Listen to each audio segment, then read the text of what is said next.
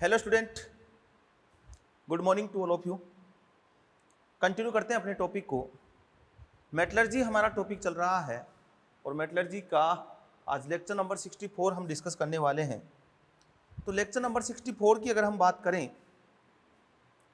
तो हमारा last topic जो लास्ट लेक्चर में जो टॉपिक चल रहा था वो रनिंग टॉपिक था रिडक्शन मेथड। रिडक्शन मेथड की बात करें, थर्ड स्टेप मेटलर्जी की थर्ड स्टेप की बात कर रहे थे। थर्ड स्टेप में पहले कैल्सिनेशन और रोस्टिंग करवाया, उसके बाद रिडक्शन में कुछ मेथड में स्मेल्टिंग आपको बता चुका हूँ, एल्यूमिनोथर्माइट प्रोसेस में आपको बता चुका हूँ और इलेक्ट्रोलाइटिक रिडक्शन में आपको बता चुका हूँ। अब मुझे इसमें बताना है आपको एक तो सेल्फ रिडक्शन, ऑटो रिडक्शन, स्वतः अपचयन, और एक मुझे बताना है हाइड्रोमेटलर्जी, जलीय धातु क्रम। तो बात करते हैं सबसे पहले हाइड्रोमेटलर्जी।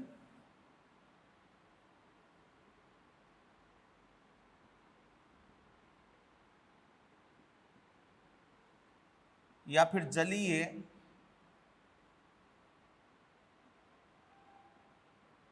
धातुक्रम, हाइड्रोमेटलर्जी या जलीय धातुक्रम या अवक्षेपण के द्वारा अपचयन,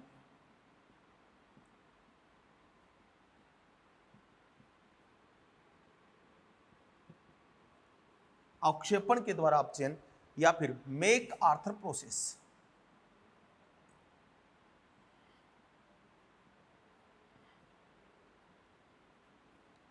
ये इसके नाम है।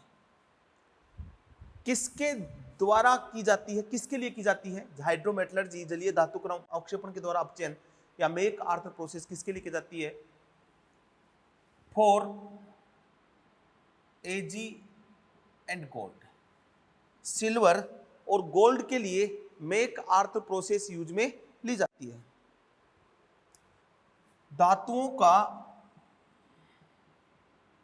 निष्कर्षण प्रक्रम जिसमें सांद्रित जिसमें अयस्क को उपयुक्त सॉल्वेंट में या फिर रसायन में घोलकर संकुल का घोलने पर संकुल का निर्माण होता हो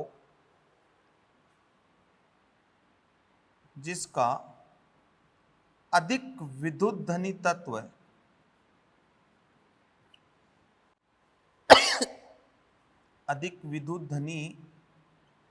तत्व जिंक या एल्यूमिनियम से अपचयन करवाने पर धातु का अवक्षेप प्राप्त होता हो, धातु का अवक्षेप प्राप्त होता हो, जलीय धातुक्रम कहलाता है।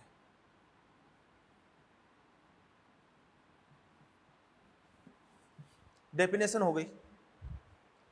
पढ़ चुके हम ये मेथड, मैं तो केवल दोबारा बता रहा हूं आपको याद हो जाए, और ऑलरेडी ये मेथड हम पढ़ चुके हैं। मैंने क्या बोला है?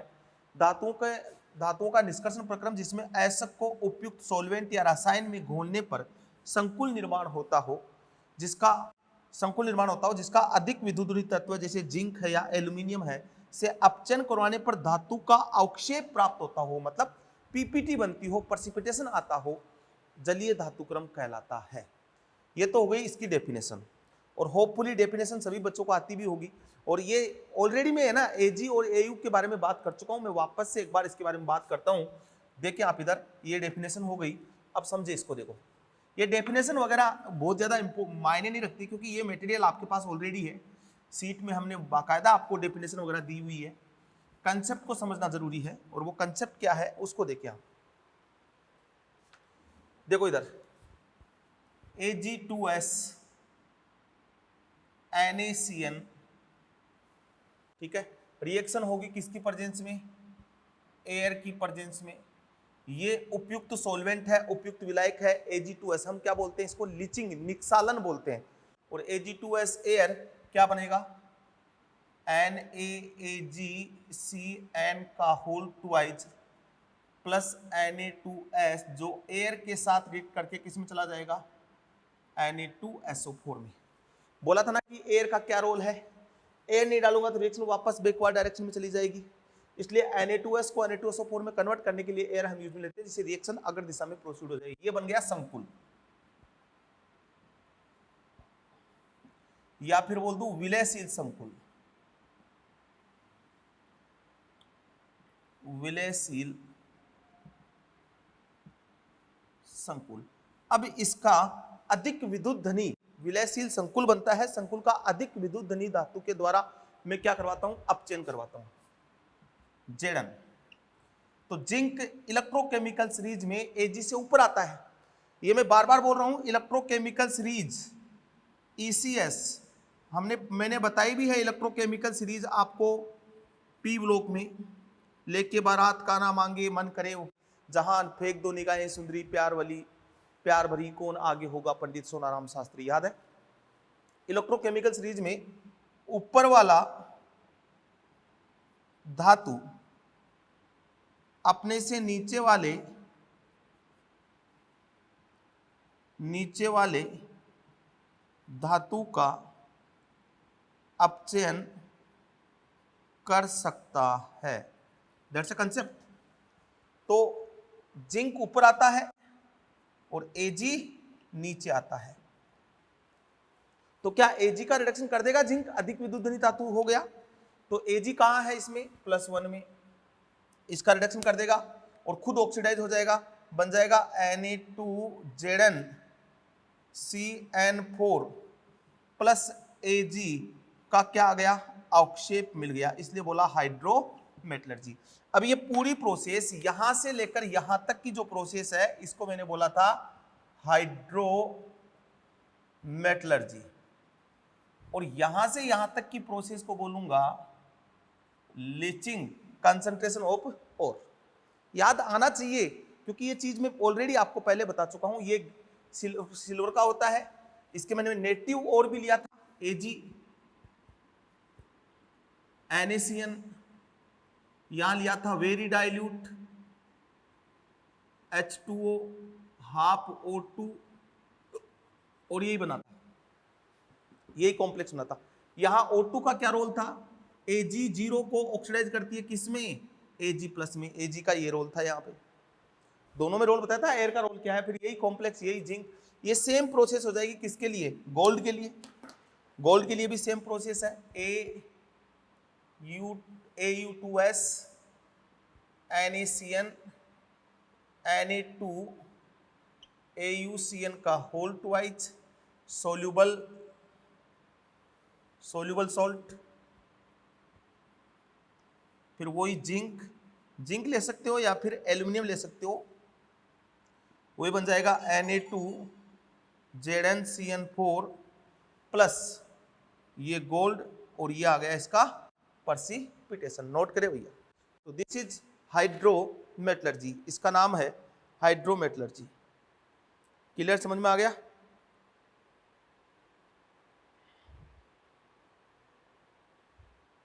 बोलो हाँ कि ना, समझ में आ गया होगा।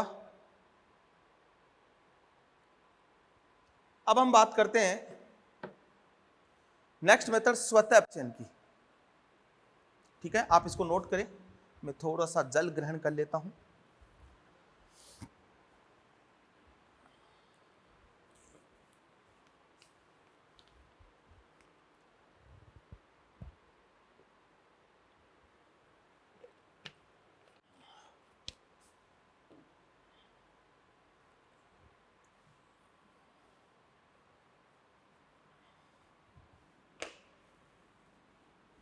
ये बहुत इंपॉर्टेंट है, स्वतः अपचयन, सेल्फ रिडक्शन, ऑटो रिडक्शन।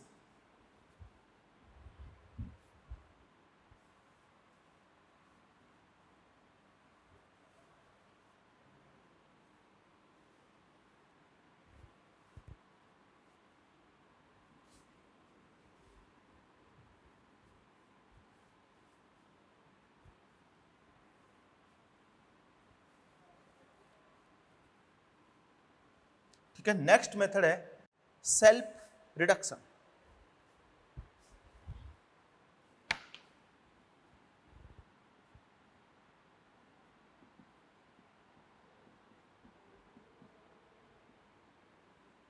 या फिर ऑटो रिडक्शन, या फिर मातृभाषा में बोलेंगे स्वतः अपचयन।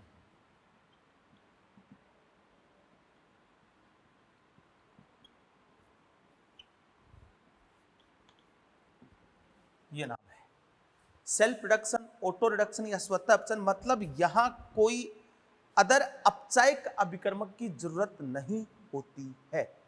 ठीक है। स्वतः अपचयन में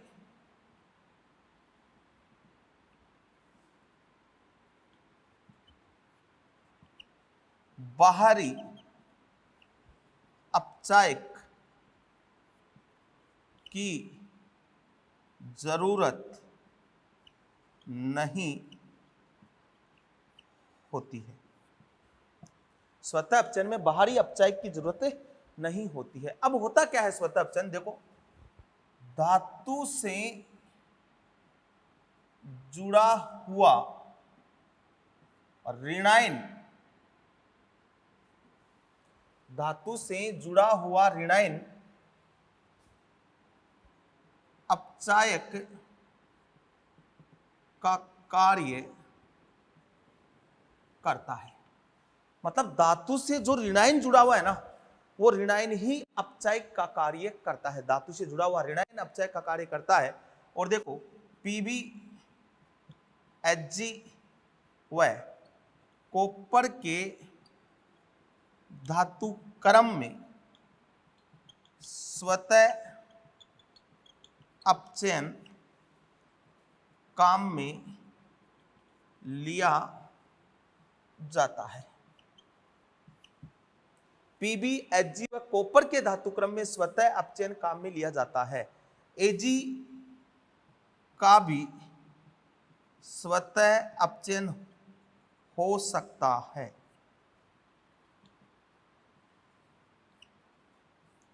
first point, second point, third point. धातु से जुड़ा हुआ ऋणायन अपचायक का कार्य करता है। पीबी एचजी व कॉपर के धातु क्रम में स्वतः अपचयन काम में लिया जाता है। एजी का भी स्वतः अपचयन हो सकता है। ठीक है। अब देखो ये पीबी एचजी व कॉपर के सल्फाइड अयस्क से, ये मैं लिख दूं कॉपर के सल्फाइड अयस्क से, के सल्फाइड अयस्क से, अयस्क के धातु क्रम, सल्फाइड अयस्क से धातु क्रम में स्वतः अपचयन काम में लिया जाता है। मतलब इनके कौन से अयस्क लेने हैं, सल्फाइड अयस्क आपको यूज में लेने हैं, और इसमें हम स्वतः अपचयन यूज में लेंगे। देखो इधर भाई, मान लो एग्जांपल, मान लो पीबीएस है। ठीक है। तो पीबीएस का पहले क्या करवाऊंगा, रोस्टिंग या कैल्सिनेशन। तो पहले करवाऊंगा मैं इसका रोस्टिंग। ठीक है। सल्फाइड अयस्क का क्या होता है, रोस्टिंग। तो पीबीएस की रोस्टिंग, तो जब पीबीएस की रोस्टिंग करवाते हैं तो पीबीएस 3/2O2 पीबीओ और SO2 में कन्वर्ट होता है। साथ के साथ पीबीएस 2O2, कुछ पीबीएस PbSO4 में भी कन्वर्ट होता है। रोस्टिंग का मतलब समझ में आता है ना, एयर की प्रेजेंस में क्या करवाना है, गर्म करना है। और उसमें मैंने बोला था सल्फाइड लेड ऑक्साइड में या सल्फाइड सल्फेट में कन्वर्ट हो सकता है, और एयर की उपस्थिति में हम ये करवाते हैं। अब मैंने क्या किया, कुछ समय बाद एयर की सप्लाई रोक दी जाती है। कुछ समय बाद एयर की सप्लाई रोक दी जाती है। अब इसको समझना, मान लो पीबीएस था। ठीक है। इसको आपने एयर की प्रेजेंस में क्या किया, आपने हीट किया। समझना समझना समझना। पीबीएस को आप रोस्टिंग करवा रहे हो, पीबीएस ले लो, एचजीएस ले लो, C2S ले लो, कोई सा भी ले लो। तो पीबीएस को जब आपने हीट किया एयर की प्रेजेंस में, तो पीबीएस का कुछ पार्ट पीबीओ में जाएगा, कुछ पार्ट इसका किस में जाएगा, पीबीएसओ4 में जाएगा। ये बोला ना, कुछ पार्ट पीबीओ में जाएगा और कुछ पार्ट किस में जाएगा, सल्फेट में जाएगा। अब जब पीबीएस में एयर की सप्लाई के साथ में हीट कर रहा हूं तो कुछ समय बाद मैं एयर की सप्लाई बंद कर देता हूं, कुछ समय बाद एयर की सप्लाई बंद कर देता हूं, रोक दी जाती है। तो मान लो पीबीएस के 100 मोल थे, तो 100 मोल में से 50 मोल तो इसमें आ गए, इन दोनों में आ गए 50 मोल तो, बट फिर भी आपने एयर की सप्लाई बंद कर दी तो 50 मोल तो बच गए ना पीबीएस के। एयर सप्लाई कर रहे हो, पीबीएस पीबीओ और पीबीएसओ4 में बदल रहा है, बट आपने कुछ समय बाद वात्या भट्टी में एयर की सप्लाई बंद कर दी तो पीबीएस बच गया, पूरा पीबीएस पीबीओ में और पीबीओ और पीबीएसओ4 में कन्वर्ट नहीं होता है। तो क्या होता है, ये पीबीओ बना और ये पीबीएस रिमेनिंग जो बच गया,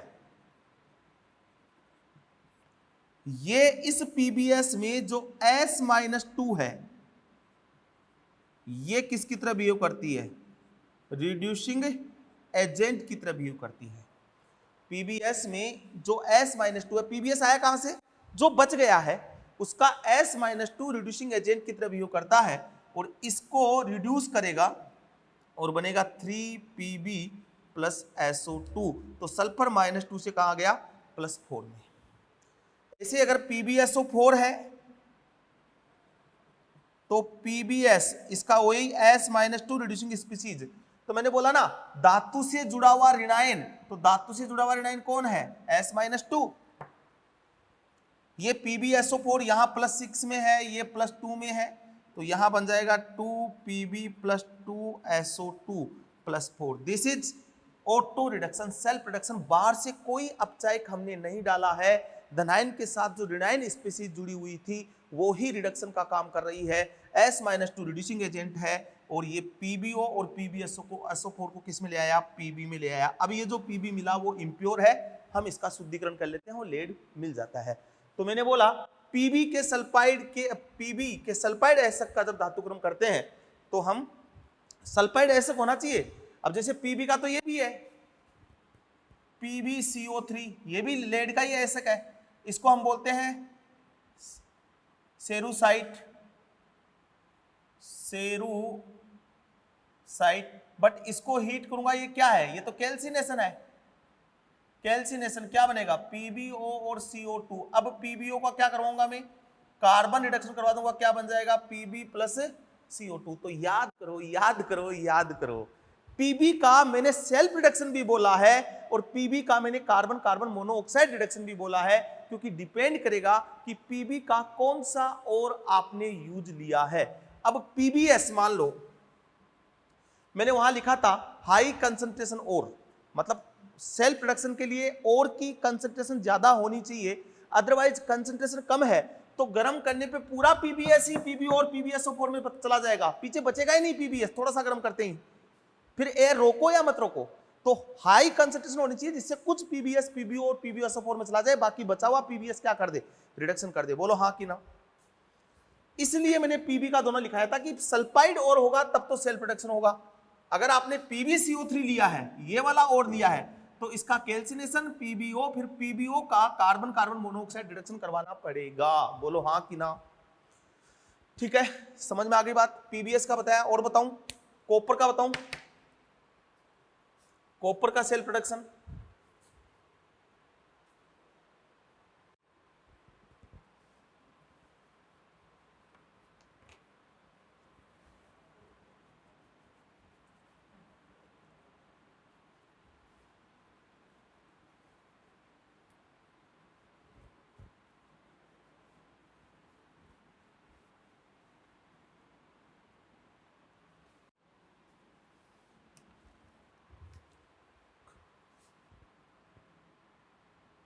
सेल्फ रिडक्शन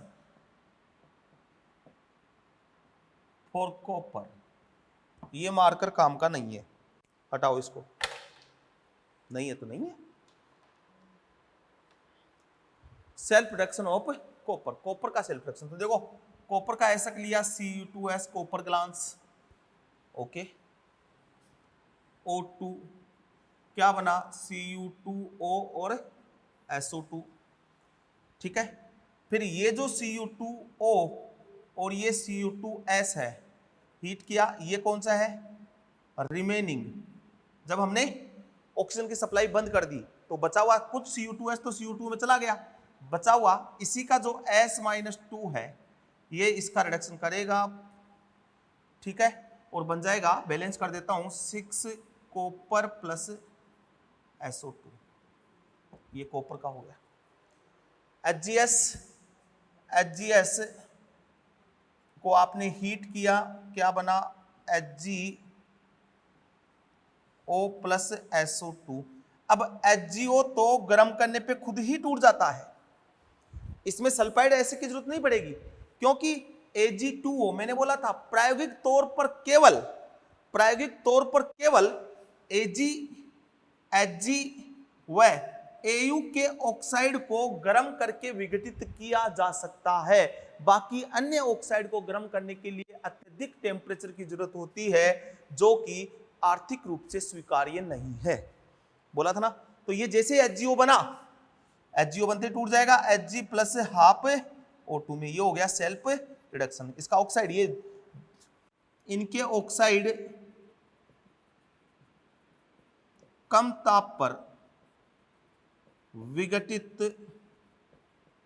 हो जाते हैं। ऐसे में लूं Ag2O, इसको गर्म करोगे तो भी टूट जाएगा, 2Ag और हाफ O2 में। तो ये सेल्फ रिडक्शन ही है। सेल्फ रिडक्शन का मतलब स्वतः अपचयन, बाहरी अपचय की जरूरत नहीं पड़ी, ऑक्साइड बने तो वो अपने आप टूट जाएंगे। This is called self reduction. किसके लिए?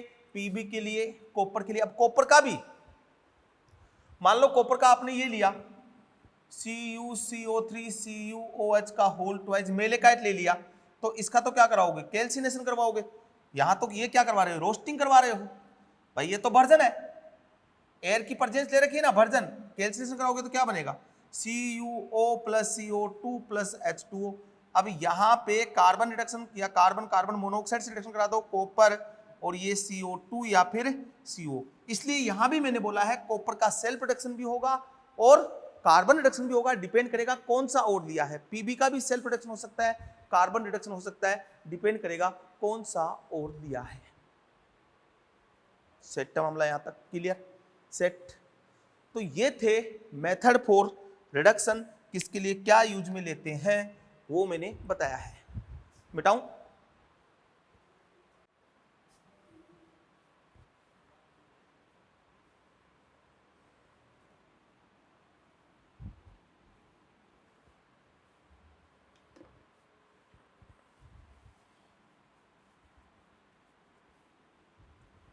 तो हमने मेटलर्जी की थर्ड स्टेप हमने पढ़ ली है। मेटलर्जी की थर्ड स्टेप हमने पढ़ ली है। वापस से शुरू से चलेंगे, एक बार वापस से याद करा देता हूं कि किसका क्या करना है। देखिए, कोई भूलने वाली बात नहीं होनी चाहिए, अपने यहाँ कंसेप्ट पूरा क्लियर होना चाहिए।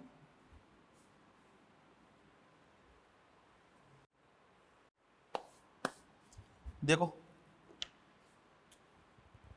फर्स्ट स्टेप क्या बनाओगे? Crushing, powdered form.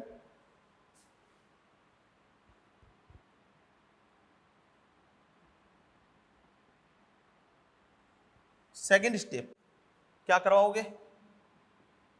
Concentration of और फिजिकल एंड केमिकल। केमिकल में कौन सा? लीचिंग। मेरा मकसद है आपको याद रहे मेटलर्जी पूरी, ऐसे पढ़ाऊंगा कि सारी याद हो जाएगी आपको। लीचिंग, केमिकल में कौन आता है? लीचिंग। लीचिंग किसके लिए करते हैं? For aluminium, for Ag, for gold. तो इनमें तो कौन सा डालते हैं? NaCN। तो फिर क्या बन जाता है? कॉम्प्लेक्स। फिर उसका रिडक्शन करवाते हैं किससे? जिंक से। तो यहां पीपीटी आ जाती है किसकी? मेटल की Ag की या Au की। क्या बोला इसको, इस प्रोसेस को क्या बोला, हाइड्रो मेटलर्जी। एल्यूमिनियम का कैसे करवाते हैं, 3 प्रोसेस बोली है, बेयर होल प्रोसेस और Serpeck process. Bayer process, Hall process, Serpeck process. Physical में क्या पढ़ा, gravity separation, gravity separation, magnetic separation, ठीक है, और फ्लोटेशन। हो गया कंसंट्रेशन। फिर थर्ड में क्या करते हैं, थर्ड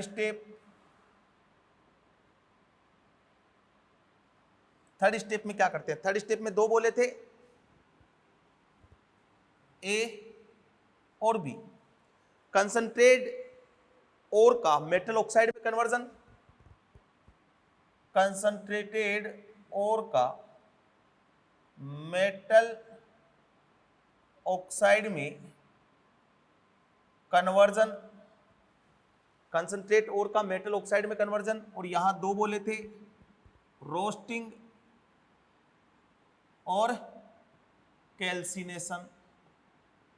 रोस्टिंग किसके लिए, सल्फाइड ओर के लिए, सल्फाइड ओर। और यहीं से जब रोस्टिंग करवाएंगे तभी क्या करवा देंगे, sulphide ore and sulphide ore, साथ ही क्या करवा देंगे, सेल्फ रिडक्शन। क्या करवा देंगे, सेल्फ रिडक्शन। साथ तो होता है, थोड़े समय बाद एयर की सप्लाई बंद कर देंगे, S-2 रिडक्शन कर देगा, ठीक है। कैल्सिनेशन किसके लिए, कार्बोनेट के लिए, हाइड्रोक्साइड के लिए और हाइड्रेटेड मेटल ऑक्साइड के लिए। फिर कंसंट्रेट और का मेटल ऑक्साइड में कन्वर्जन, फिर मेटल ऑक्साइड का रिडक्शन, मेटल ऑक्साइड का रिडक्शन, यही देखा है थर्ड स्टेप में। फिर हमने मेटल ऑक्साइड का क्या करवाया, रिडक्शन करवाया। अब जब मेटल ऑक्साइड का हमने रिडक्शन करवाया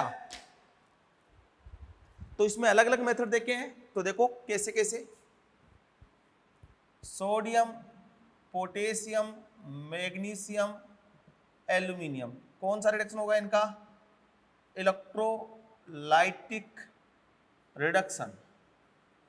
टेबल बनाई ना, इनका क्या होता है, इलेक्ट्रोलाइटिक रिडक्शन। इनके सॉल्ट लेते हैं, इनके लवण का, इलेक्ट्रोलाइटिक लवण का इलेक्ट्रोलाइटिक रिडक्शन। फिर मैंने बोला इसमें iron, Sn, Zn, iron, Sn, Zn, Pb, copper, इनका कौन सा करवाते हैं, कार्बन, कार्बन मोनोऑक्साइड रिडक्शन। और Hg, इनका क्या करवाते हैं, सेल्फ रिडक्शन। और ये दोनों इधर भी आएंगे और इधर भी जाएंगे, डिपेंड करेगा कौन सा और आपने लिया है। और फिर chromium, manganese, titanium, aluminothermite process, aluminothermite process, ठीक है। और Ag, Au, ये हाइड्रो मेटलर्जी। पूरा याद आ गया ना, कनेक्ट हो गया ना पूरा। ये था थर्ड स्टेप। उसके बाद फोर्थ स्टेप में क्या होता है, फोर्थ स्टेप में होता है रिफाइनिंग ऑफ मेटल, मेटल का शुद्धिकरण। बोलो, यही तो मेटलर्जी है यार। जितना कुछ पढ़ाया है वो सब एक टेबल में पूरा कवर अप कर दिया। दिस इज कॉल्ड मेटलर्जी, यही तो मेटलर्जी है। बच्चे डरते हैं कैसे याद करेंगे, क्या है इसमें याद करने लायक, बार बार तो एक ही चीज को रिपीट कर रहा हूं मैं, ठीक है। समझ में आ गया ना, पूरा सेट हो गया ना। अब देखो आगे, अब हमें कौन सी स्टेप पे काम करना है, फोर्थ स्टेप पे। जैसे फोर्थ स्टेप कंप्लीट होगी फिर एक एक मेटल लेंगे, उसका और लेंगे, कंसिडर कराएंगे और उसका मेटल प्राप्त कर लेंगे हम। फिर पर्टिकुलर मेटल की मेटलर्जी पढ़ेंगे जो आपके सिलेबस में है। और उसमें हम पढ़ेंगे कॉपर, पीबी, एचजी, ये वाले पढ़ेंगे, आयरन, एल्यूमिनियम। ठीक है, मिटाऊं इसको, इसका स्क्रीनशॉट ले ले फटाफट से।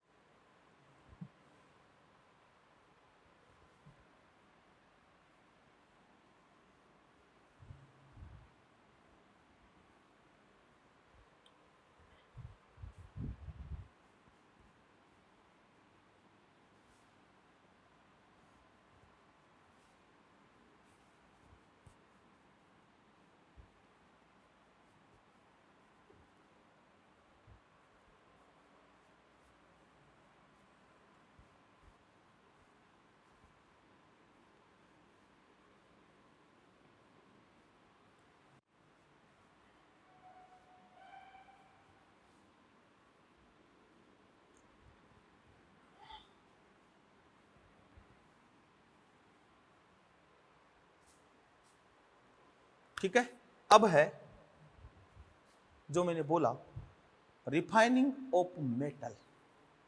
ठीक है, नेक्स्ट है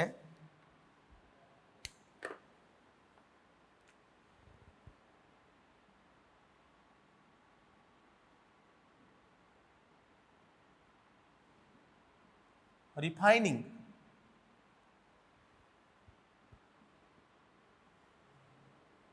ऑफ मेटल, या धातु का शुद्धिकरण या शोधन।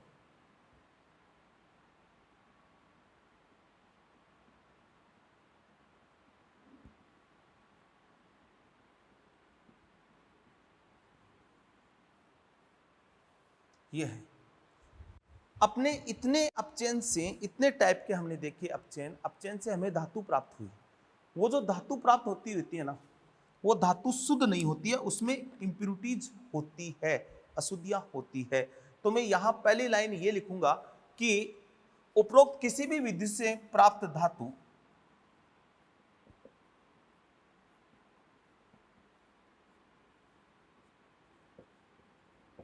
किसी भी विधि से प्राप्त धातु प्राय अशुद्ध होती है। हमने अपचयन के लिए अलग अलग मेथड यूज में लिए हैं, उनसे जो धातु हमें प्राप्त होती है वो उपरोक्त किसी भी विधि से प्राप्त धातु प्राय अशुद्ध होती है, मतलब वो शुद्ध नहीं होती। और अशुद्ध धातु का शुद्धिकरण निम्न विधियों से किया जाता है। अशुद्ध धातु का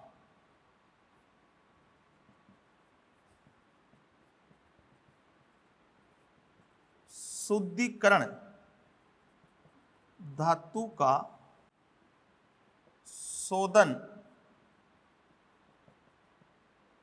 कहलाता है। अशुद्ध धातु का शुद्धिकरण, ये सब थ्योरी है ना, मैं बोल भी रहा हूं, मैं लिख भी रहा हूं, ये थ्योरी आपको मिल जाएगी। मेरा कंसेप्ट काम समझने का कंसेप्ट का है, फिर भी मैं थ्योरी लिख रहा हूं कि उपरोक्त किसी भी विधि से प्राप्त धातु प्राय अशुद्ध होती है। अशुद्ध धातु का शुद्धिकरण धातु का क्या कहलाता है? शोधन कहलाता है। अशुद्ध धातु में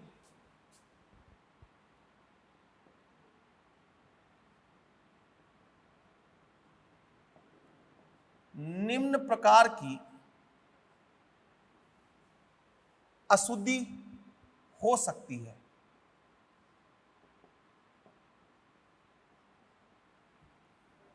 भाई, जो अशुद्ध धातु आपको मिली है अपचयन के बाद, उसमें अशुद्धियां किस प्रकार से हो सकती है, कौन कौन सी अशुद्धियां हो सकती है? तो पहला है धातु के अनअपचयित ऑक्साइड।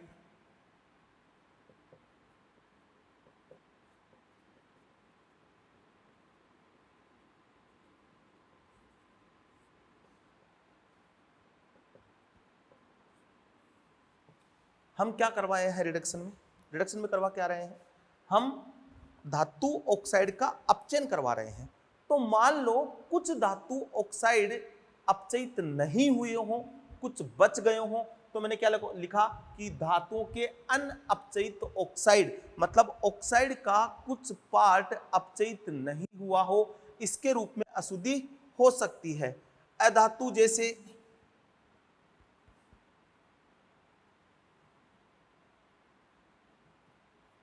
अधातुओं की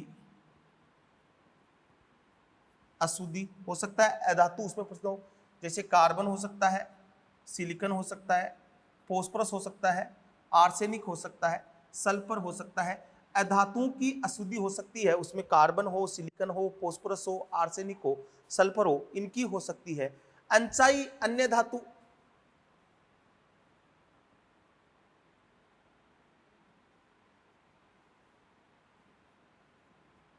अंचाई अन्य धातु मतलब उस धातु के साथ कोई दूसरी धातु और आ गई हो, क्योंकि जो और है उसमें तो धातु की मिक्सिंग होती है, तो प्रोसेस करते आए तो उसमें कोई दूसरी धातु की भी इंप्योरिटीज हो सकती है, तो धातु के साथ कोई दूसरी धातु आ जाए, अधातु की अशुद्धि हो जाए, या धातुओं के अनपचयित क्या हो जाए, ऑक्साइड हो जाए। और फोर्थ है गालक की अशुद्धि, और किसकी हो सकती है, गालक की अशुद्धि हो सकती है। ठीक है जी, अंचाई अन्य धातु, गालक की अशुद्धि, या धातु मल की अशुद्धि। तो समझ में आ गया होगा क्या बोला है, रिफाइनिंग ऑफ मेटल, ये फोर्थ स्टेप है अपनी। 3 स्टेप ऑलरेडी फट चुके हैं। उपरोक्त किसी भी विधि से, मतलब अपचयन जब हमने करवाया, इतने टाइप से अपचयन करवा सकते हैं, डिपेंड करेगा कि ऐसा कौन सा है, उसी पे डिपेंड करेगा कि कौन सा अब हमें रिड्यूसिंग मेथड यूज में लेना है। तो उपरोक्त किसी भी विधि से प्राप्त धातु प्राय अशुद्ध होती है, और अशुद्ध धातु का शुद्धिकरण धातु का शोधन या परिष्करण कहलाता है। शोधन, या इसको आप परिष्करण भी बोल सकते हो, परिष्करण कहलाता है। अब जो अशुद्ध धातु है उसमें किस प्रकार की अशुद्धि हो सकती है, अशुद्धि धातुओं के कुछ अनअपचयित ऑक्साइड, मतलब जब हम ऑक्साइड का अपचयन करवा रहे थे तो हो सकता है कुछ ऑक्साइड अपचयित नहीं हुए हों, कुछ बच गए हों, या अधातुओं की अशुद्धि, उसमें कुछ अधातु आ गए हों, अधातु में कार्बन आ सकता है, सिलिकॉन, फॉस्फोरस, आर्सेनिक, सल्फर आ सकता है। अंचाई अन्य धातु या फोरेन मेटल जिसको बोले, कोई दूसरी धातु और किसी दूसरी धातु की अशुद्धि हो। गालक की अशुद्धि या धातुमल की अशुद्धि, गालक मतलब फ्लक्स, जब हमने प्रगलन करवाया, स्मेल्टिंग करवाई, तो उसमें एक उपयुक्त हमने फ्लक्स मिलाया था, जो कि इंप्योरिटीज को हटाने के लिए हमने मिलाया था। तो यहां गालक की अशुद्धि हो सकती है या धातुमल की अशुद्धि हो सकती है। इन सब को हटाना धातु का क्या कहलाता है, परिशोधन कहलाता है। और उसमें उपस्थित अशुद्धि के आधार पर, धातु जो हमें प्राप्त हुआ है उसमें उपस्थित अशुद्धि के आधार पर डिफरेंट प्रकार के शोधन के लिए मेथड यूज में लेते हैं, और वो कौन कौन से मेथड हैं उनके बारे में हम बात करेंगे। क्लियर, देखो इधर,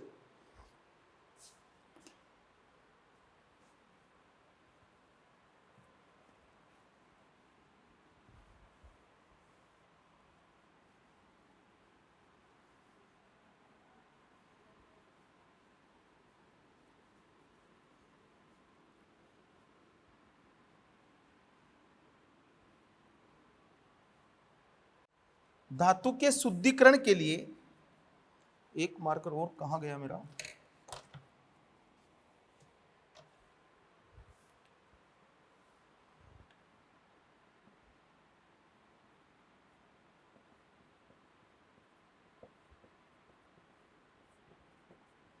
शुद्धिकरण के लिए निम्न मेथड्स यूज किए जाते हैं। धातु के शुद्धिकरण के लिए निम्न मेथड यूज में किए जा सकते हैं, वो डिपेंड करेगा कि उसमें अशुद्धि कैसी है। तो एक मेथड तो है आसवन, दूसरा है द्रवीकरण, तीसरा है क्षेत्र परिशोधन,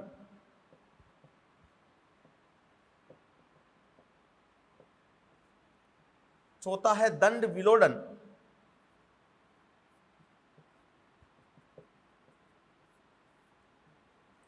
पांचवा है खरपरण,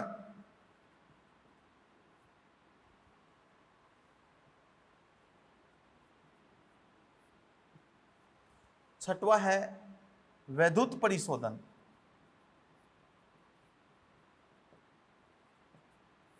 और 7वां है वाष्प प्रावस्था परिशोधन।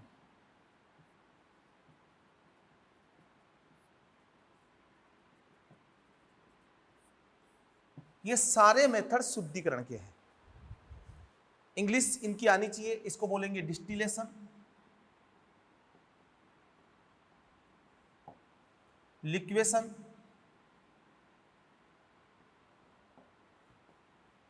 जोन रिफाइनिंग,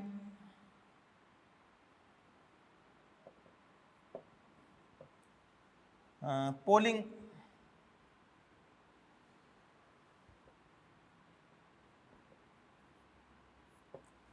क्यूपिलेशन, इलेक्ट्रोलाइटिक रिफाइनिंग,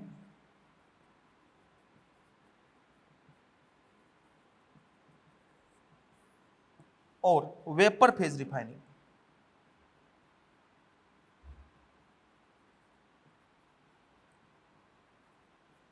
इसमें दो मेथड है वेपर फेज रिफाइनिंग में। एक है वैन आर्कल मेथड,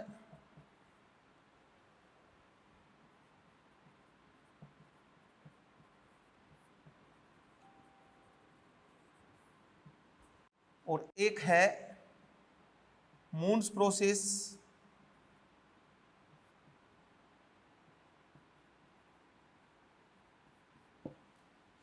अब बात आती है कि कौन सा मेथड किसके लिए यूज में लेता है, मेथड का मतलब क्या है। तो पहले तो ये देखो कि डिस्टिलेशन है ना, वो जिंक कैडमियम Hg के लिए। डिस्टिलेशन किसके लिए है, जिंक कैडमियम Hg के लिए। जो लिक्वेशन है, लिक्वेशन आपका है Sn के लिए, Pb के लिए और बिस्मिथ के लिए। ये पता होना चाहिए कौन सा किसके लिए है। जोन रिफाइनिंग है सिलिकॉन और जर्मेनियम के लिए। दंड विलोडन है अनअपचयित क्यूप्रस ऑक्साइड को हटाने के लिए। खड़परण है पीबी को हटाने के लिए। विद्युत परिशोधन इलेक्ट्रोलाइटिक रिफाइनिंग, ये कईयों के लिए यूज में लेते हैं। विद्युत परिशोधन किसके लिए यूज में लेते हैं, ये लेते हैं कॉपर के लिए भी यूज में लेते हैं, Ag के लिए भी लेते हैं, जिंक के लिए भी ले सकते हैं, Sn के लिए भी ले सकते हैं, Pb के लिए भी ले सकते हैं, एल्यूमिनियम और निकिल। मतलब मोस्ट ऑफ हम इलेक्ट्रोलाइटिक रिफाइनिंग ही यूज में लेते हैं। वाष्प परिशोधन vapour phase refining van Arkel method है बोरोन के लिए, टाइटेनियम के लिए और जर्कोनियम के लिए। और मून्स प्रोसेस है वो है निकिल के लिए। ये कौन सा मेथड किसके लिए यूज में लिया जाएगा उसके बारे में आपको बताया है। अब इनको एक एक को पढ़ेंगे, जैसे ही ये खत्म हो जाएंगे आगे हम पर्टिकुलर मेटल की मेटलर्जी को स्टार्ट कर देंगे। अब मैंने बता दिया इनके सबके मेथड, इन सबके मेथड, इनकी थ्योरी आपको सीट में दी हुई है। फिर भी मैं एक एक मेथड को एक्सप्लेन करते जाऊंगा और आप समझते जाना। तो स्टार्ट करते हैं स्टार्ट करते हैं रिफाइनिंग ऑफ मेटल, और उसमें सबसे पहले आसवन से हम स्टार्ट करेंगे नेक्स्ट लेक्चर में। एक बार आप इसको मॉड्यूल से जरूर पढ़ के आए, ठीक है। Thank you. जो धातु हमें प्राप्त हुई थी उस धातु के शुद्धिकरण के मेथड देखे थे, और उन मेथड्स को हम एक एक करके अब डिस्कस करेंगे। देखें, सबसे पहला मेथड है, जैसा ऑलरेडी आपको बताया हुआ है, आसवन या डिस्टिलेशन।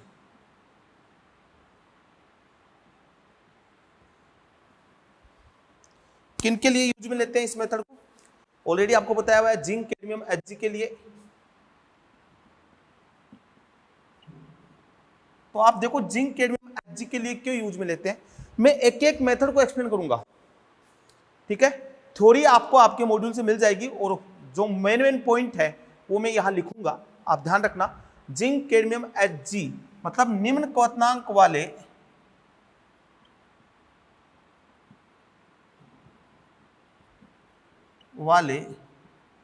धातुओं का शुद्धिकरण, जो निम्न, जिनका जो बॉइलिंग पॉइंट कम है, निम्न क्वथनांक वाले धातुओं का शुद्धिकरण इस विधि से किया जाता है।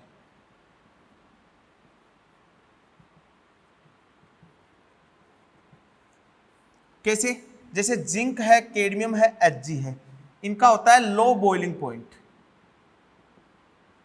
तभी तो हम इनको क्या बोलते हैं? वोलेटाइल मेटल बोलते हैं ना, वाष्पशील धातु बोलते हैं। और जो अशुद्धियां होती है, अशुद्धियों का बॉइलिंग पॉइंट वो होता है हाई। तो जब हम गर्म करेंगे तो पहले धातु आश्रित होगा और अशुद्धियां अनाश्रित रह जाएगी। गर्म करने पर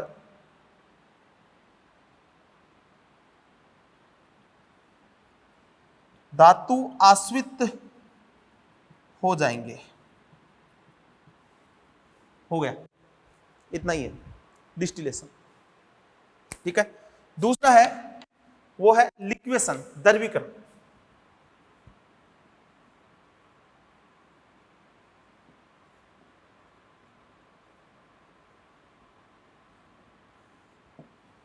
वो है लिक्वेशन या द्रवीकरण। इसमें क्या होता है? लिक्वेशन या द्रवीकरण में क्या होता है? उन धातुओं का शुद्धिकरण किया जाता है जिनका मेल्टिंग पॉइंट निम्न होता है।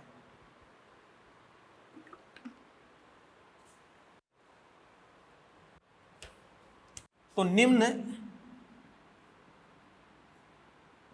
गलनांक वाली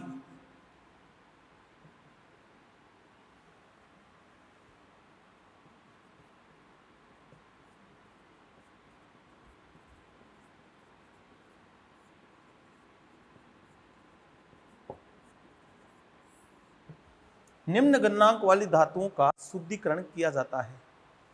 ठीक है। अशुद्धियों का गलनांक अधिक होता है।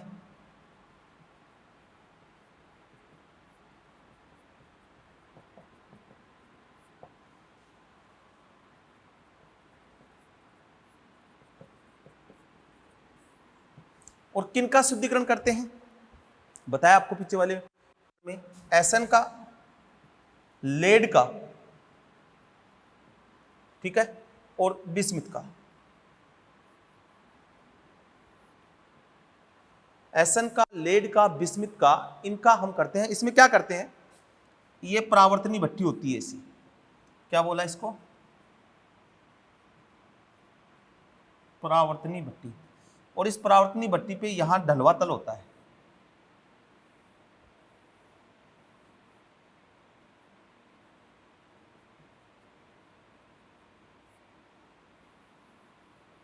इस जगह हमने रखा अशुद्ध धातु।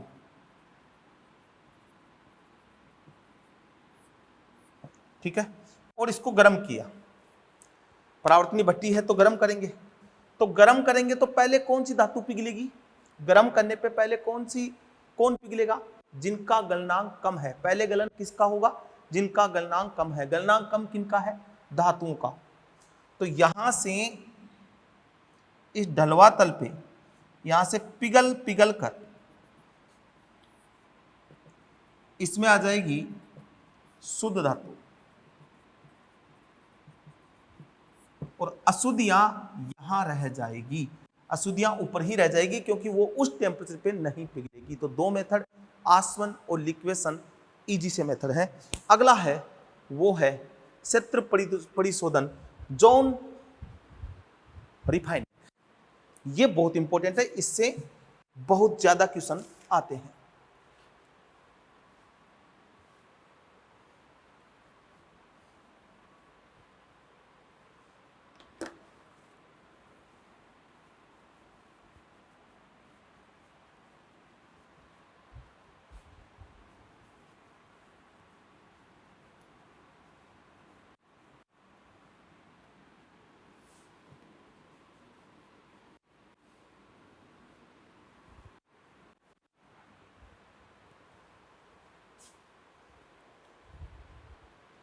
जोन रिफाइनिंग,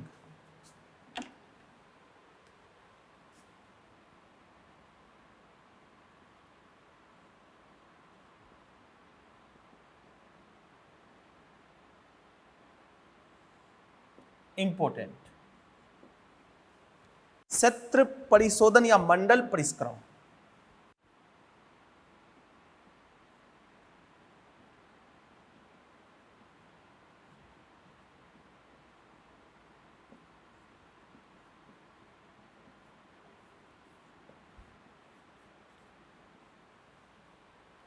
इस मेथड से बहुत सारे क्वेश्चन पूछे जाते हैं और ये मेथड आपके लिए इंपॉर्टेंट भी है।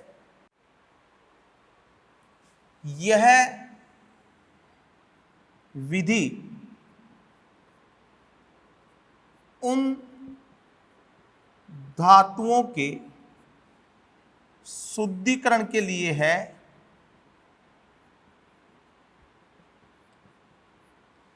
यह विधि उन धातुओं के शुद्धिकरण के लिए है जिनमें धातु अत्यधिक शुद्ध होना चाहिए, जिनमें उच्च शुद्धता की आवश्यकता होती है, जिनमें उच्च शुद्धता की आवश्यकता होती है। फर्स्ट पॉइंट भाई, ये जो मेथड है, ये मेथड किन के लिए यूज में लेते हैं? उन धातुओं के लिए यूज में लेते हैं जहां धातु अत्यधिक शुद्ध होनी चाहिए, मतलब उसमें इंप्योरिटीज ना के बराबर होनी चाहिए। तो मैंने पहला लिखा, यह है विधि उन धातुओं के शुद्धिकरण के लिए है जिनमें उच्च शुद्धता की आवश्यकता होती है, और अर्धचालकों के लिए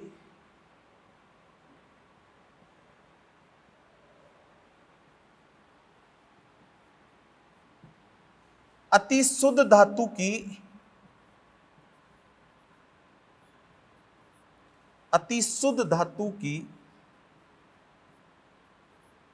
आवश्यकता होती है।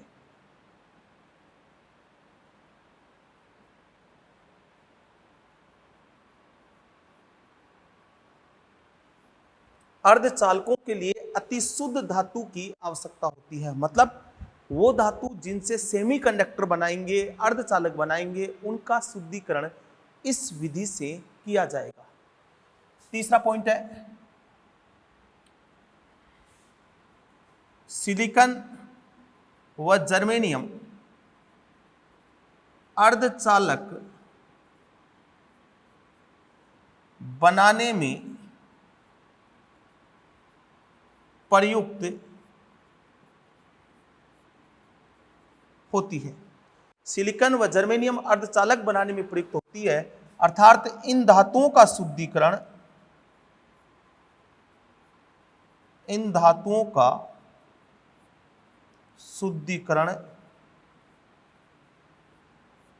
इस विधि से किया जाता है।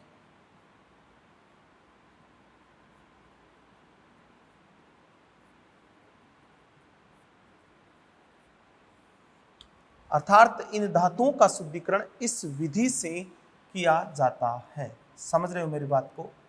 यह विधि उन धातुओं के शुद्धिकरण के लिए है जिनमें उच्च शुद्धता की आवश्यकता होती है, अर्धचालकों के लिए अति शुद्ध धातु की आवश्यकता होती है, सिलिकॉन व जर्मेनियम अर्धचालक बनाने में प्रयुक्त होते हैं, अर्थात इन धातुओं का शुद्धिकरण इस विधि से किया जाता है। कौन सी विधि से? जोन रिफाइनिंग विधि से। अब सबसे पहले इस विधि का सिद्धांत क्या है, वो बहुत ज्यादा इंपॉर्टेंट है, तो मैं बात कर रहा हूं सिद्धांत की, कि किस सिद्धांत पे ये काम करती है, यह विधि का इसका प्रिंसिपल क्या है। तो देखो, पिघली अवस्था में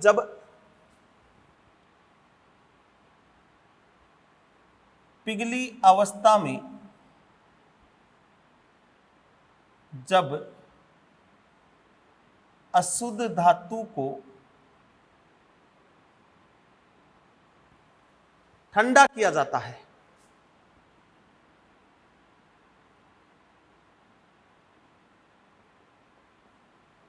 मतलब जो अशुद्ध धातु है उसको हमने पिघला लिया, अशुद्ध धातु थी उसको हमने हीट देके मेल्ट फॉर्म में लेके आ गए, पिघला लिया है, और जब उसको वापस ठंडा करते हैं तो केवल धातु का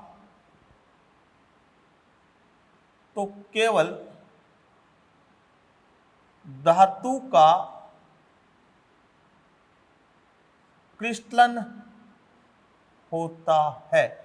मतलब जब आप उसको वापस ठंडा करोगे तो केवल धातु के क्रिस्टल बनेंगे, अशुद्धियों का क्रिस्टल नहीं बनेगा, जबकि अशुद्धियां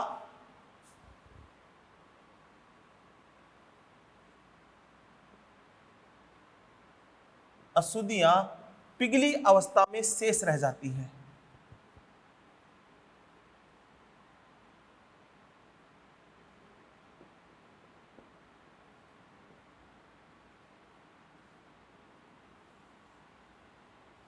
ये मेथड है। अब बोलोगे सर नहीं समझ में आया, तो नहीं समझ में आया तो सर किस लिए है, अभी समझाएंगे इसको कि इसका मतलब क्या है। पिघली अवस्था में शेष रह जाती है। तो पहले तो एक डायग्राम देंगे कि परिशोधन, विद्युत परिशोधन होता क्या है। ये मैंने अशुद्ध धातु का टुकड़ा ले लिया,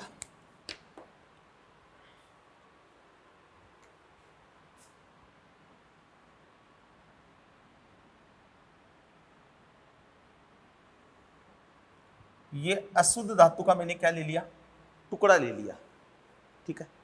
इस अशुद्ध धातु पर वर्ताकार गति से हीटर चलता है।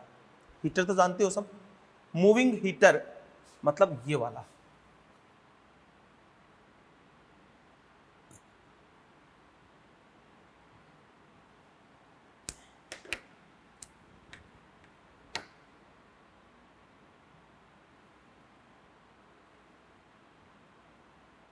ये वाला हीटर चलता है।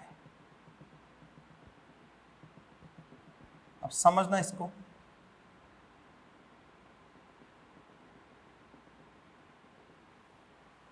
ठीक है। तो ये क्या होगा, इधर तो आ गई प्योर मेटल, शुद्ध धातु, ठीक है। इधर है अशुद्ध धातु, ये है अशुद्ध धातु।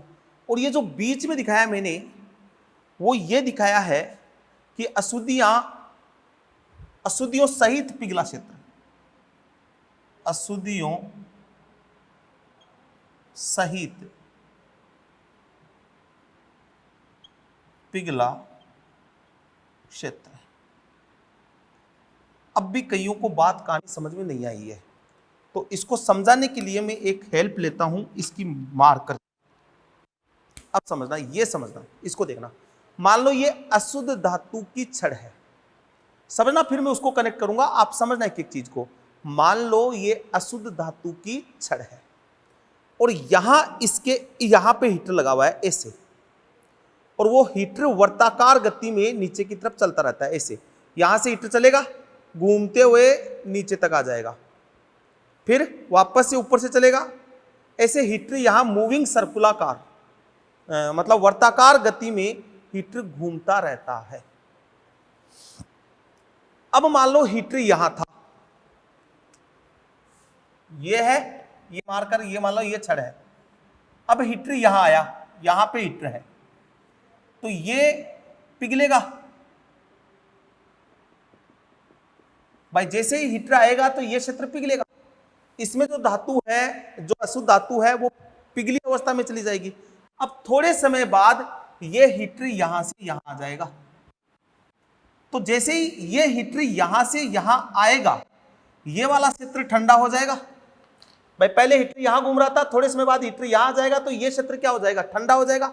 जब ठंडा होगा तो ठंडा होने पर केवल यहां किसका क्रिस्टल बनेगा, केवल किसका क्रिस्टल बनेगा, शुद्ध धातु का क्रिस्टल बनेगा। जो अशुद्ध धातुएं हैं, जो अशुद्धियां हैं, वो तो पिघले हुए क्षेत्र में आ जाएगी। अब ये क्षेत्र पिघल गया तो अशुद्धियां यहां से यहां आ जाएगी। ये कौन आ रहा है, अशुद्धियां। फिर वापस हीटर यहां से यहां आया, तो वापस से यहां धातु का तो क्रिस्टल हो जाएगा, अशुद्धियां यहां आ जाएगी। यहां से यहां आया और लास्ट में यहां पे कौन आ जाएगी, अशुद्धियां आ जाएगी। अशुद्धियों को काट के क्या कर दिया जाएगा, अलग कर दिया जाएगा, हीटर वापस घुमाया जाएगा। ये प्रोसेस 5 से 6 बार किया जाएगा, शुद्ध धातु प्राप्त हो जाएगा। मैंने क्या बोला है, पिघली अवस्था में जब अशुद्ध धातुओं को ठंडा किया जाता है, ये पिघला, इसको हमने ठंडा किया, तो केवल धातु का क्रिस्टल होता है। यहां हीटर नीचे आएगा तो ये पार्ट ठंडा होगा, यहां धातु का तो क्रिस्टल बन जाएगा। जो अशुद्धियां हैं वो पिघले हुए भाग में आ जाएगी, उनका क्रिस्टल नहीं बनेगा, वो पिघले हुए भाग में आ जाएगी। सॉलिडिफिकेशन नहीं होगा, पिघले हुए भाग में आ जाएगी। तो देखो, जबकि अशुद्धियां पिघली अवस्था में शेष रह जाती है। ऐसे ये आते आते पिघली, लास्ट में अशुद्धि आएगी, काट के अलग कर देंगे। अब आ जाओ यहां पे, हीटर यहां था, ये है वर्ताकार गतिशील हीटर, ये वर्ताकार गतिशील क्या है, हीटर।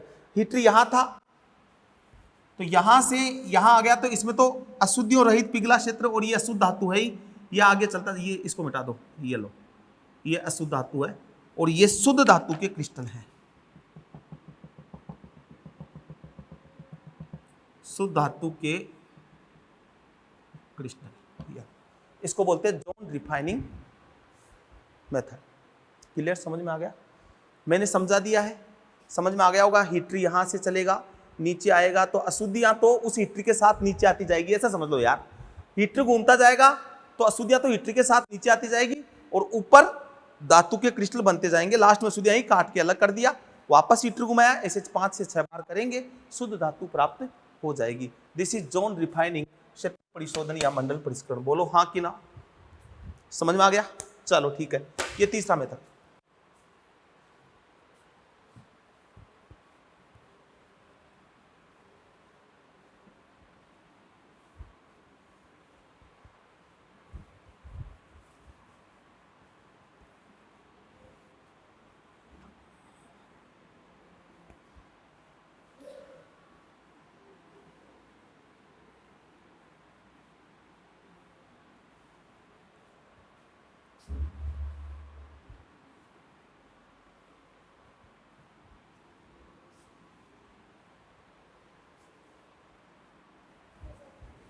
नेक्स्ट है आपके पास, वो है दंड विलोडन, फोर्थ मेथड, वो है दंड विलोडन या पोलिंग।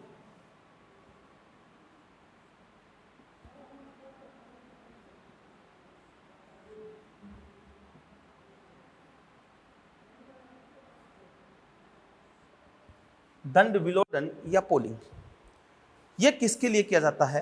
तो देखो, दंड विलोडन ये कॉपर व जिंक के परिशोधन में किया जाता है, कॉपर व जिंक के परिशोधन में किया जाता है। अब दंड विलोडन का मतलब क्या है, पोलिंग का मतलब क्या है? तो देखो, कॉपर के धातु कर्म के दौरान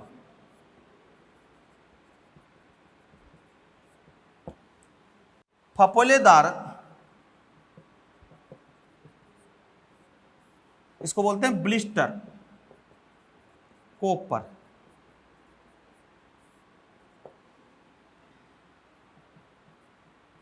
फफोलेदार कॉपर या ब्लिस्टर कॉपर प्राप्त होता है,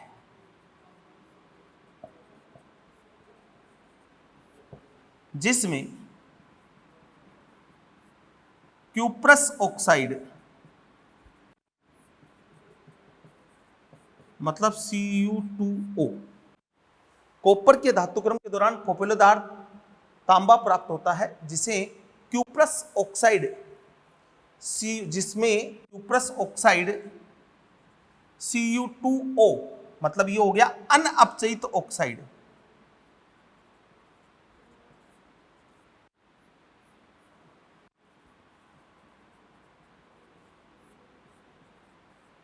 की अशुद्धि होती है।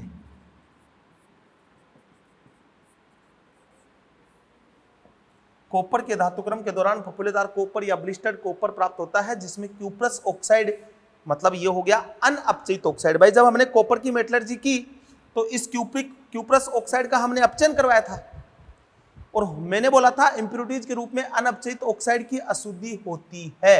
उस अशुद्धि को, क्यूप्रस ऑक्साइड की अशुद्धि को दंड विलोडन से हटाया जाता है। क्यूप्रस ऑक्साइड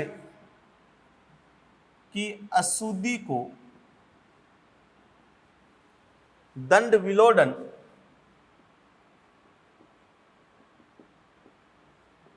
विधि से हटाया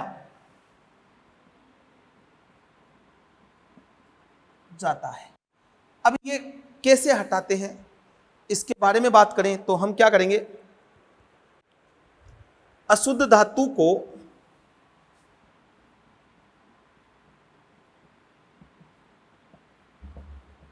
परावर्तनी भट्टी में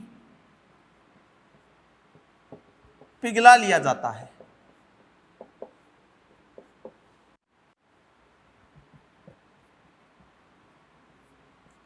अशुद्ध धातु को परावर्तनी भट्टी में पिघला लिया जाता है। और तो देखो परावर्तनी भट्टी में पिघला लेंगे, फिर हरी लकड़ी के लट्ठों से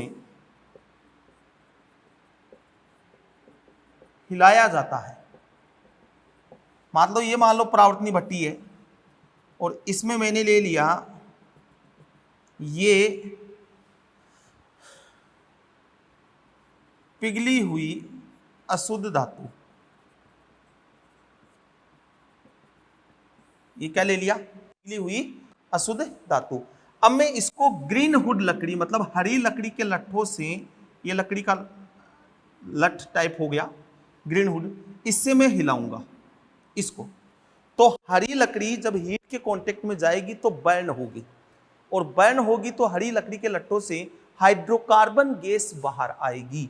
जब हरी लकड़ी बर्न होगी, जलेगी, तो उससे हाइड्रोकार्बन गैस बाहर आएगी, और वो हाइड्रोकार्बन गैस क्यूप्रस ऑक्साइड का क्या कर देगी, अपचयन कर देगी। ठीक है, तो यहां से आएगा, हरी लकड़ी जब जलेगी तो कौन सी गैस आएगी, CH4 गैस बाहर आएगी। और ये CH4 Cu2O और ये CH4 ये हो जाएगा इसमें रिड्यूसिंग एजेंट, और उसका क्या कर देगी, रिडक्शन कर देगी। CO2 बन जाएगा, H2O बन जाएगा और बन जाएगा कॉपर। ये कॉपर बाहर आ जाएगा शुद्ध। तो ये है दंड विलोडन, सिंपल सा मेथड है, इसमें कोई बहुत बड़ी प्रोसेस नहीं है कि कॉपर CO2 बाहर H2O बने और ये कॉपर बन जाएगा। ओके, दंड विलोडन थ्योरी आप अपनी शीट से पढ़ लेना, वैसे ऑलमोस्ट थ्योरी मैंने आपको बता दी है। नेक्स्ट है खड़परण या क्यूपिलेशन।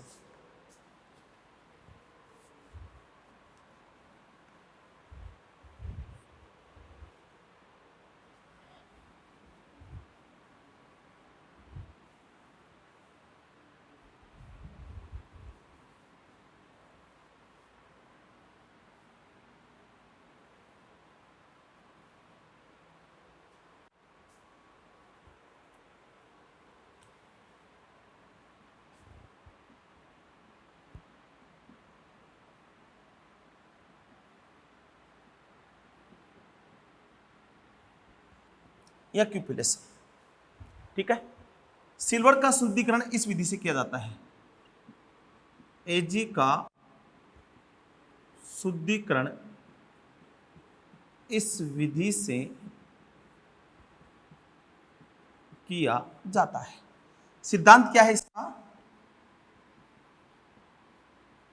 इस मेथड का सिद्धांत क्या है, अशुद्धियों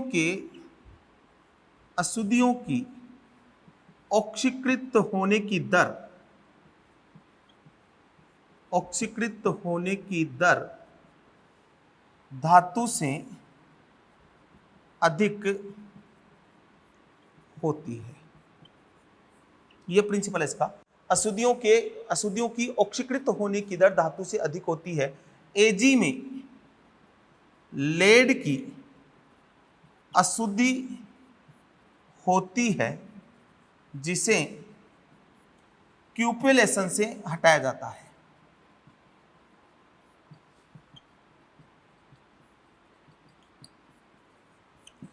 अगर Ag में लेड की अशुद्धि होती है जिसे क्यूपिलेशन से हटाया जाता है, इसका मतलब लेड के ऑक्सीडाइज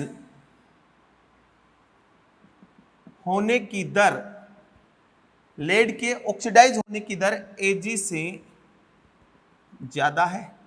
अब इसमें एक नावनुमा आकार का एक पात्र होता है जो हड्डियों से बना होता है। यह किसका बना होता है, हड्डियों से बना पात्र जिसको बोलते हैं खड़परण। या क्यूपल्स,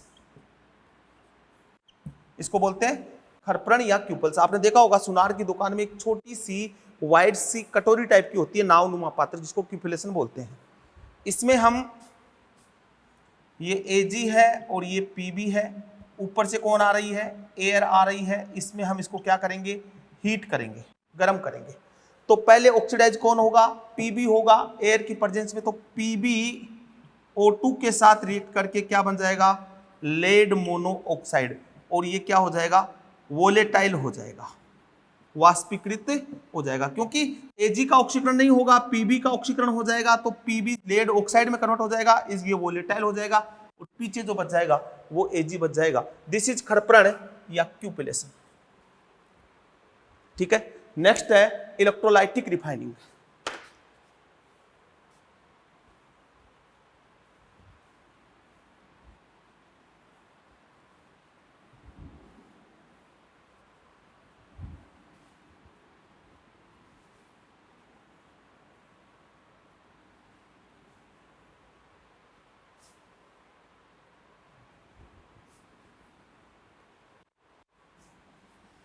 ये क्या है,